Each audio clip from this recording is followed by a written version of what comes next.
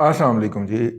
دو تین خبریں افغانستان سے تو ان کا اپڈیٹ دیتے چلیں. افغانستان کے جو وزیر خارجہ ہیں وہ پاکستان تشریف لائے ہوئے تھے گزشتہ دنوں، اور انہوں نے پاکستان کے وزیر خارجہ سے بھی ملاقات کی، اور جناب عمران خان کی وہ جو آخری حسرت تھی کہ طالبان قیادت ان کے ساتھ تصویر ہے، بچپن کی جو خواہش تھی کہ طالبان قیادت ان کے ساتھ تصویر کھنچوائے، وہ بھی پایا تکمیل تک پہنچی.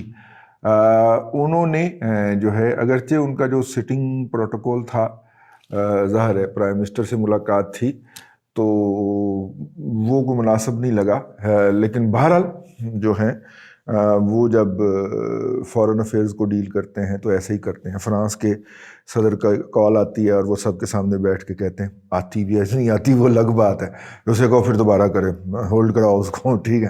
تو وہ ساری جو جال سازیاں ہیں ان کی اب تو خیر بے نقاب ہو گئیں. وہ ان کا جو حسن ہے وہ بھی بے نقاب ہو گیا کہ وہ میک اپ شیک اپ کر کے آتے، ٹھیک ہے، پفنگ شفنگ ہوتی ہے. ہم تو ہمارے تو خیر ہم کبھی کسی ٹی وی کی سکرین پہ براجمان ہوں تو وہ کرا لیتے ہیں، لیکن یار میرا مطلب ہے اب اس عمر میں کیا نکالنا ہے اس میں سے، ٹھیک ہے. تو ہماری تو ہم تو پفنگ کے بغیر بھی یہ ولاگ کر لیتے ہیں اور بغیر ہی کرتے ہیں، لیکن وہ جو ہیں وہ تو خیر وہ ان کے ساتھ بیٹھے، بہت ساری باتیں ہوئیں. ان میں سے ایک یہ بھی تھی کہ انڈیا نے پھر اپنا جسے کہنا چاہیے وہ کیا، لوچ فرائی کیا جو وہ کرتا رہتا ہے. اس نے افغان طالبان کو کہا کہ ہم نے آپ کو گندم دینی ہے لیکن یہ پاکستان راستے میں پڑ رہا ہے تو آپ ذرا اس کو گزرنے کی اجازت دے دیں. تو ظاہر ہے حکومت پاکستان نے اجازت دینی ہی دینی ہے، یہ کوئی پہلی دفعہ نہیں ہوگا. آپ کو پتہ ہے کہ وہ ایشو کیا ہے کہ پاکستان جو ہے وہ واگا سے تورخم تک جو ہے وہ چیزوں کی موومنٹ کی اجازت نہیں دیتا، اس نے پابندی لگائی ہوئی ہے.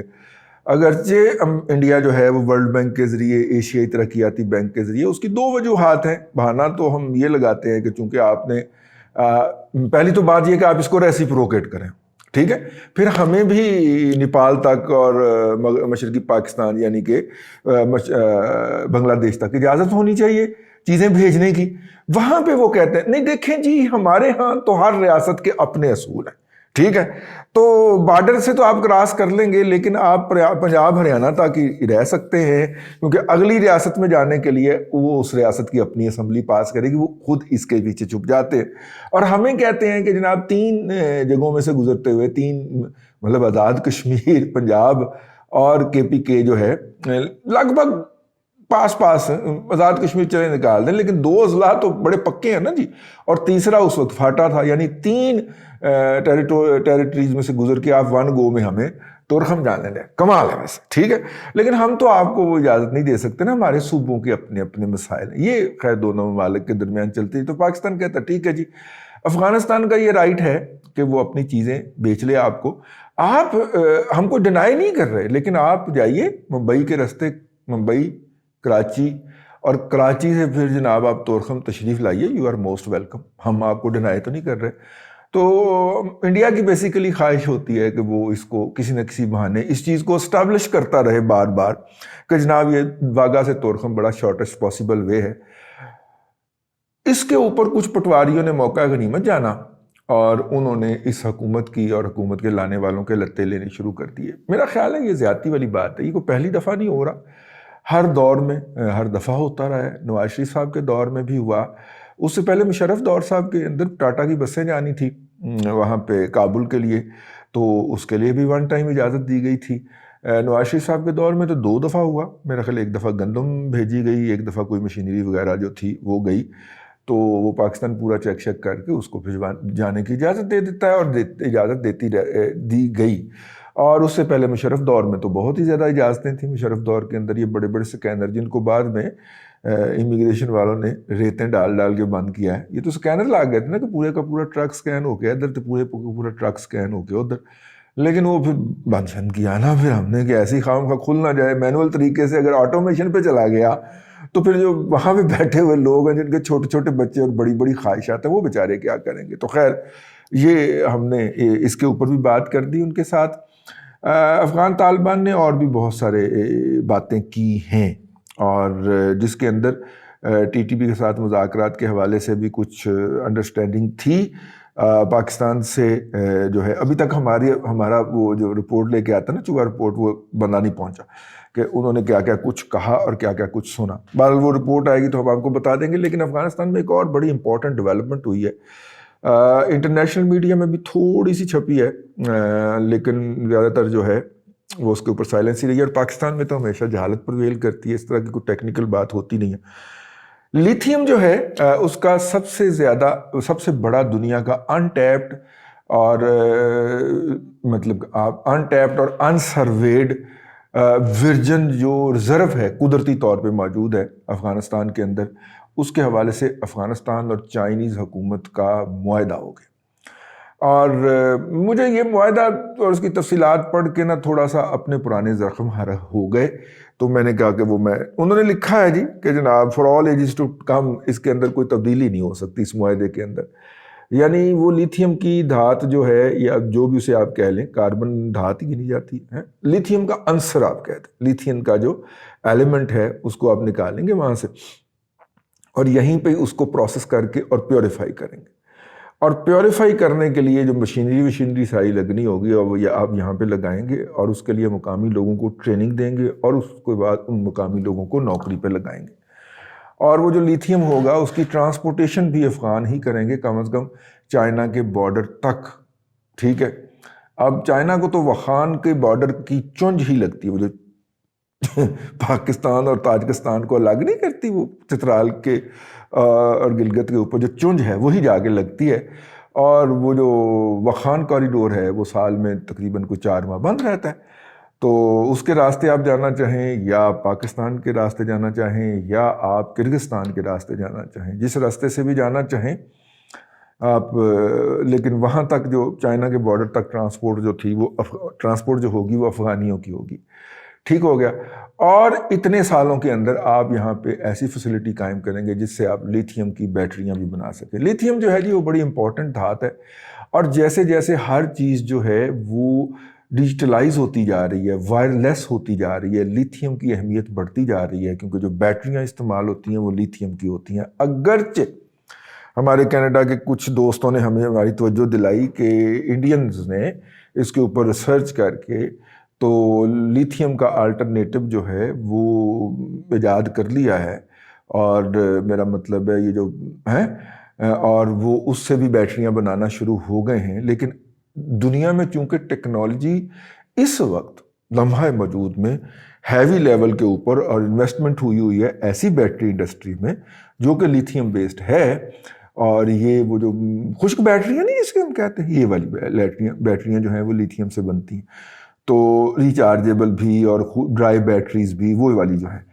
تو وہ سب سے بڑا جو ذخیرہ ہے وہ اس وقت افغانستان کے پاس ہے. اہمیت نہیں افغانستان میں جنگ لگی رہتی، ہر کوئی چاہتا ہے کہ اس کا بھی سے ہو. مطلب افغانستان کے اندر، افغانستان سے حوالے سے دنیا کے تمام ممالک کے اندر دی افغان کانفرنس ہو رہی ہے، اور تو اور انڈیا کری جا رہا ہے کانفرنس اس کے اوپر. خیر، اب جب یہ ہم نے سوچا کہ وہ اتنی کنڈیشنز لگا رہے ہیں تو ہمیں اپنا سینڈک یاد آ گیا.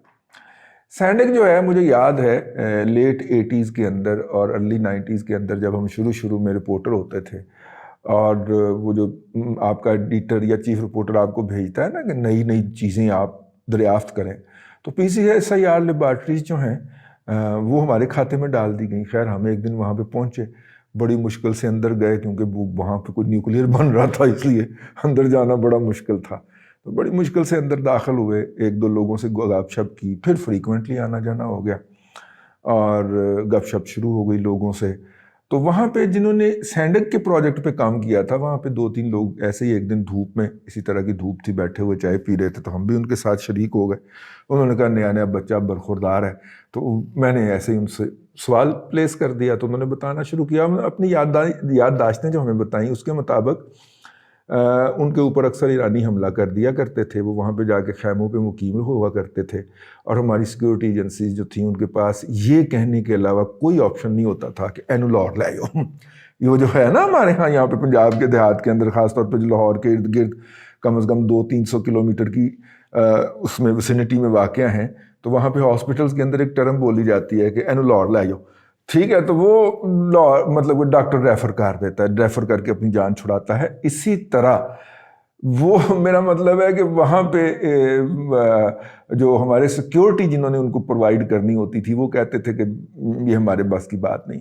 اب پتہ نہیں اس میں بدنیتی ہم کتنی کی رکھیں یا بد فہمی ہم کتنی کی رکھیں کہ شاید وہ سیکیورٹی والے نہ چاہ رہے ہوں، کیونکہ جس شرمناک طریقے سے بنے ہوئے اس پروجیکٹ کو، جس میں ایک اندازے کے مطابق جہاں تک میری یادداشت ساتھ دیتی ہے کہ 2000 ٹن سونا تھا، یا مطلب کہ 20,000 ٹن سونا تھا، کوئی اتنا سونا وہاں سے نکلنا تھا. تو وہ مشرف صاحب نے آ کے کوڑیوں کے مول جو تھا وہ چائنیز کو دے دیا. اور پھر اس کے ٹھیک 1 سال کے بعد انہوں نے کابینہ کی ایک میٹنگ کے اندر فیصلہ کیا کہ چائنا پر سے وہ تمام پابندیاں اٹھا لی گئیں جو اس کے اوپر تھیں کہ وہ یہاں پہ اس کو نکالنے، صاف کرنے، مطلب اس کو کہتے ہیں سمیلٹنگ، ہسکنگ اور ریفائننگ وغیرہ جو ہوتی ہے، مطلب ایک تو اس کو مٹی سے الگ کرنا، پھر اس کو پگھلا کے دھات نکالنا اور دھات کو مطلب خالص پانسے کا سونا بنانا، یہ سارا پروسیس جو ہے وہ یہاں پہ کرے گا. اس معاہدے کی اس شک سے اس کو دے دیا گیا، چھٹی دے دی گئی. اور یوں چائنیز جو ہیں وہ وہاں پہ بڑے بڑے ڈلے مٹی کے یا لوہے کے، پتھروں کے، جو بھی ہوتے ہیں، مکس ہی ہوتا ہے نا، جو مٹی کے وہ نکالتے ہیں اور وہ بڑے بڑے ٹرکوں کے اوپر لادتے ہیں اور اس کو کراچی لے کے جاتے ہیں، آل دا way from Saindak to Karachi, اور کراچی سے وہ ایکسپورٹ ہو جاتے ہیں. اچھا، پہلے میں آپ کو یہ بتا دوں کہ یہ جو وہاں سے نکالنے اور اس کو ٹرانسپورٹ کرنے اور کراچی کے ذریعے لے کے جانے، اس تمام کی سیکیورٹی جو ہے نا، وہ پھر آپ کو پتا پاکستان میں سیکیورٹی پرووائڈر تو ایک ہی ہے. تو مجھے یاد آ گیا، ایک ہمارے پختون بھائی جو تھے، ہمارے پنجاب کے اندر سب سے ریلائبل کریڈیبل چوکیدار جو ہوتا ہے وہ پختون بھائی ہوتا ہے. تو ایک دن پختون بھائی پہرا دے رہا تھا تو اسے ایک بوتل مل گئی، اس نے بوتل کھولی، اس میں سے جن نکلا. تو جن نے کہا کہ مانگ، کیا مانگتا ہے؟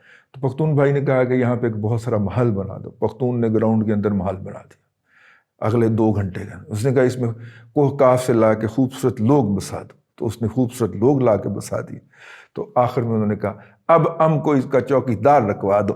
ٹھیک ہے، یہ ہمارے بھی چوکیدار جو ہے نا، یہ آخر میں اب ہم کو اس کا چوکیدار رکھوا دو والا پہ مک جاتے ہیں. ٹھیک ہے، تو وہ سیکیورٹی کے اوپر ہم چائنیز سے کافی زیادہ پیسے دیتے ہیں. اب اندازہ کریں اگر وہ 20 ٹن بھی تھا، 20,000 یا 2,000 کی بجائے، یہ فگر میرے ذہن میں کہیں سالوں سے بیٹھا ہوا، دہائیوں سے، وہ جو اس وقت سائنسدان جو وہاں پہ کام کر کے آئے تھے اور جنہوں نے پوری اسیسمنٹ کی رپورٹ جاری کی تھی، اور وہ جو اب پریکٹیکل کام شروع کر چکے ہوئے تھے.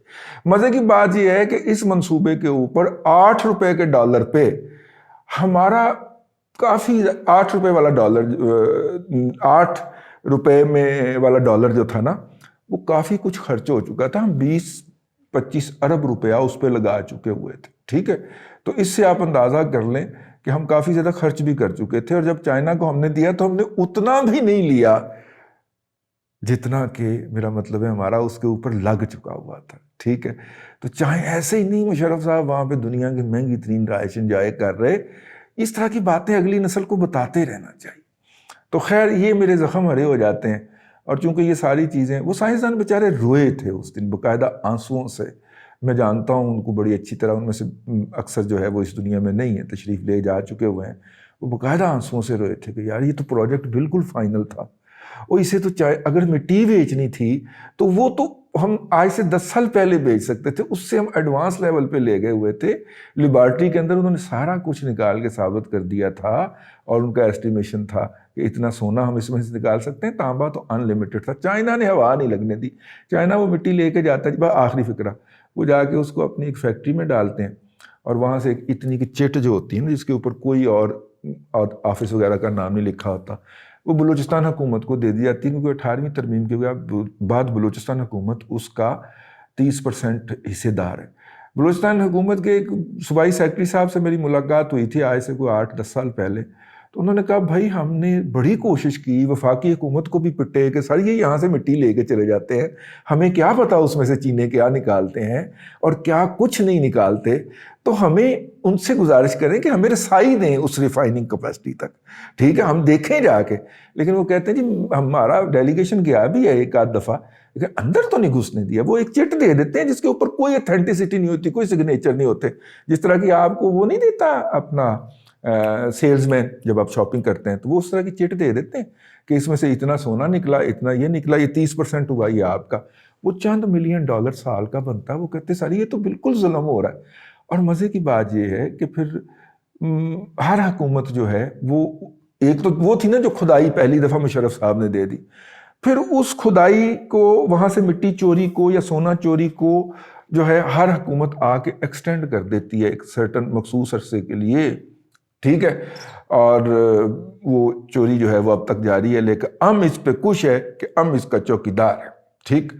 اور اس پہ اگر بلوچ ہمارے بھائی جو ہیں وہ اگر اس پہ احتجاج کریں یا پٹیں تو پی ٹی ایم کی طرح وہ بھی غدار ہوتے ہیں، اور ان کی پھر لاشیں بھی نہیں ملتی، ان کو غائب کر دیا جاتا ہے، اور پھر ان کی مائیں اور بیٹیاں جو ہیں وہ پوسٹر اٹھا کے کھڑی ہوتی ہیں اور بتا رہی ہوتی ہیں کہ اس دن اتنے بجے میرا بھائی، میرا بیٹا، میرا باپ، میرا شوہر جو تھا وہ فلاں جگہ سے غائب ہو گیا، اور ریاست گونگی بہری بنی رہتی ہے۔